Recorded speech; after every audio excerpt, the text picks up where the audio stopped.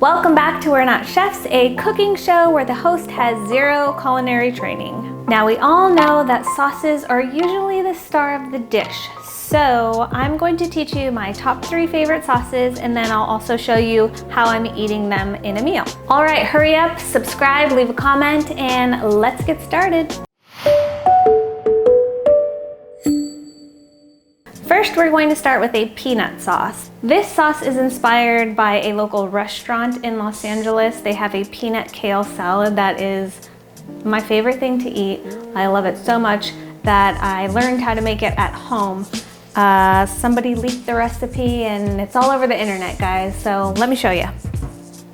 First, we are starting with half a cup of peanut butter. I usually do this in a jar so it's easily contained and I can save the leftovers, but you beautiful folks at home can't see it if I'm doing it in a jar, so giant bowl it is. We're going to use 1.5 tablespoons of maple syrup. You can also use some other sweetener if you don't have maple syrup. So that's 1.5.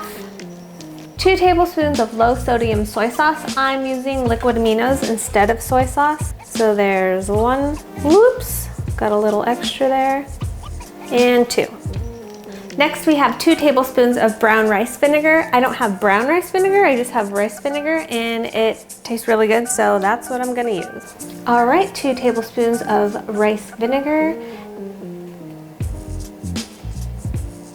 Next we have half a teaspoon of minced garlic, and I used some fresh garlic that I grated on this little micro plane grater.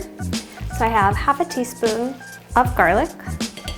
And if you don't have fresh garlic, use ground garlic. I would use slightly less than half a teaspoon if you're using ground, because I think the flavor is more concentrated. Don't quote me on that because I'm not a chef and I have no idea what I'm doing. Half a teaspoon of minced garlic. I'm going to use my garlic press because it's easier. I'm using 1 big clove and 1 little clove and hoping that's about half a teaspoon. And you're not going to cook this, so you don't want too much raw garlic in here. If you are a big garlic eater and you usually like triple the garlic in a recipe, I would not do that in this one because I'm not cooking this and you will have a very strong raw garlic taste. I'm going to add the salt, 1/8 of a teaspoon, so just a pinch there. And I'm going to mix this up before I add in the last ingredient. The last ingredient is just hot water, and that's to thin out the sauce. But I want to see what consistency I'm at first before I start thinning it out. Okay, so this is pretty thick, so I'm going to start adding water. The recipe calls for about 2 tablespoons, I think, but it depends how you like it. So I'm going to start slow, just add a tiny bit, mix it in, and see my consistency.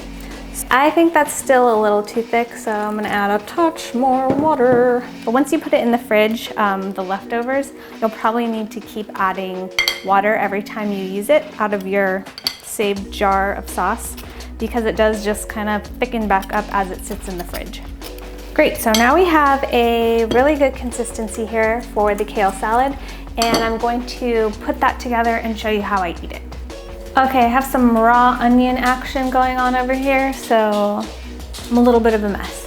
But I'm going to show you how to assemble this kale salad. First, I have a whole bunch of raw kale here. I just washed and ripped apart. I'm going to add it into a bowl, probably enough for 2 servings. And then I'm going to add some hot water over the kale to wilt it, because I don't want to eat it completely raw. I want it to be a little bit softer, more palatable, whatever. I want it softer. So I'm just gonna mash it down so it's all in the hot water. And you see it shrinks a lot, so you might be thinking you're eating a ton, but it does shrink quite a bit. Then I'm going to empty the water and rinse it with cold water so it stops kind of cooking it. Okay, I have my raw kale here. It's wilted, it's a little bit softer, so it's not too hard to wash. There are some pieces I added late that are a little bit tougher, but still edible. Next, I'm going to add in a handful of chopped raw onions. I'm using red. Okay, I'm also gonna add a few raw peanuts. So now I have my sauce here. I'm just gonna add it over my best friend kale salad here. Mix it in. See what my kale to sauce ratio is. I like it saucy. So my kale looks pretty saturated here. It's got salty, it's got sweet in the sauce. These onions are legit burning my eyes right now. Give it a try, let me know if you like it. I feel like you could also add this sauce to soba noodles. If you put some chopped tofu in there, maybe marinate it in the peanut sauce, cook it in with some soba noodles, some bell pepper, some broccoli, kale. My eyes are on fire. But let me know how you try this sauce. It is great on everything. I guarantee you will be a kale fan if you add this sauce to kale. So don't forget to leave me a comment and let me know how you like it. And let's get started with sauce number 2. Sauce number 2 is a green sauce. Avocado, cilantro, garlic, salt, and water, and that's it. And this goes great on top of everything. I make a lot of bowls for dinner. That's like rice, some kind of grain, some kind of vegetable, some kind of protein like beans or tofu. And this goes great on pretty much every bowl, on tacos and burritos, you name it. You can also eat it with like, kind of like a guac with chips. The possibilities are endless. So let's get started. I have a handful of cilantro, definitely use the stems. Be careful when you cut your avocados, children. We don't want trips to the ER over plant-based meals. I'm gonna scoop this guy into my food processor. And if you don't have a food processor, this might be hard to get the cilantro smooth and broken down. So I would suggest a food processor or try a blender. Now, do you guys know how to remove your avocado? Ooh, I just grabbed a knife. Avocado pits. You carefully stab the middle and twist. There you go.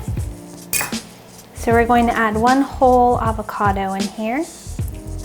Again, I don't know if this guy was ripe enough, but we're gonna try him out. 1 garlic, and we're going to do a pinch of salt. And then I'm just gonna add some water to start, and then I can add more as I go. Okay, you can also add jalapeño in here if you want a little spicier, more flavorful sauce.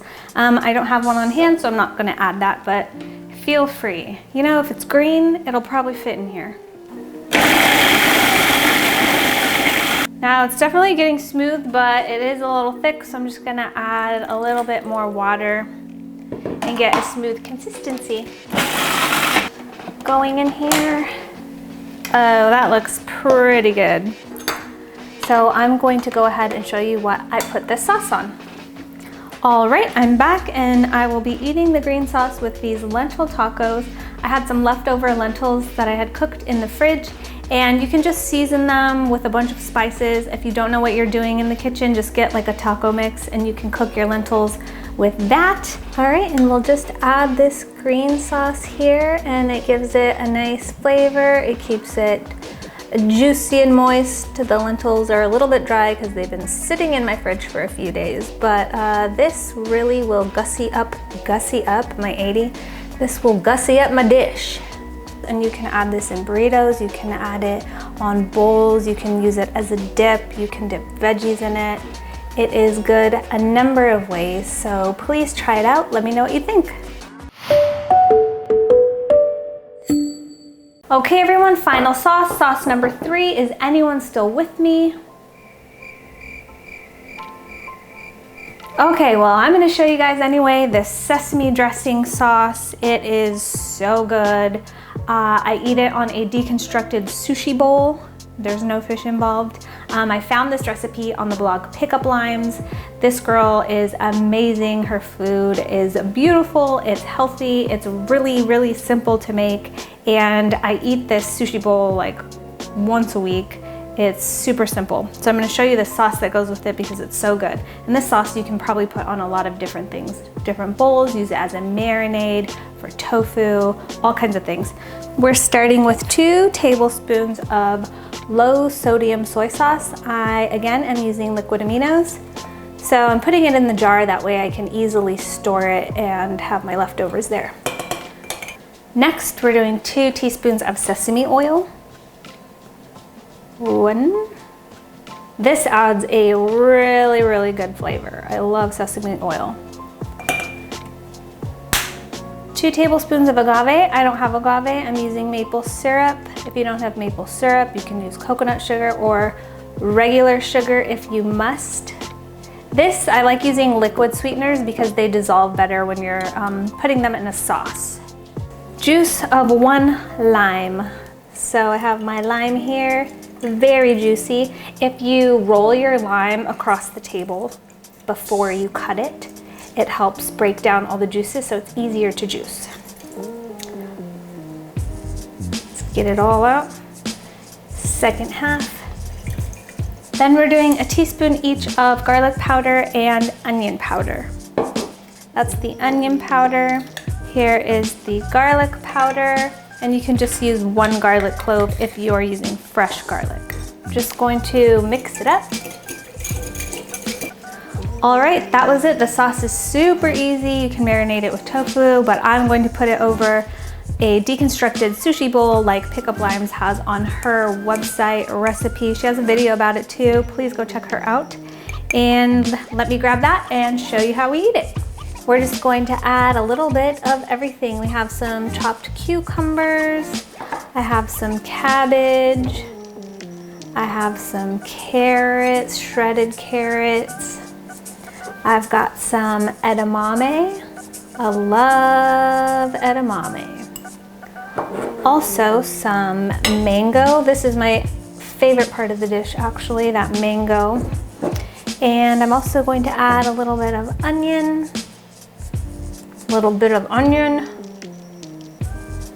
All right, and then I can add my sauce and then pour it over the dish. And really, when I eat it, I just mix it all up so it's a big ugly mess and it tastes delicious. But first, I'm going to top it with some seaweed flakes and sesame seeds. And that's it, folks. All right, everybody, that's it. My top 3 favorite sauce recipes and how I eat them. Before you go, don't forget to like the video, subscribe to our channel, leave a comment, share the video with somebody you think who might enjoy it. And please also let me know if you're trying the recipes. Jen and I try to make these recipes easily accessible ingredients and easy to make so everyone has the opportunity to give plant-based eating a try if you so choose. Bye.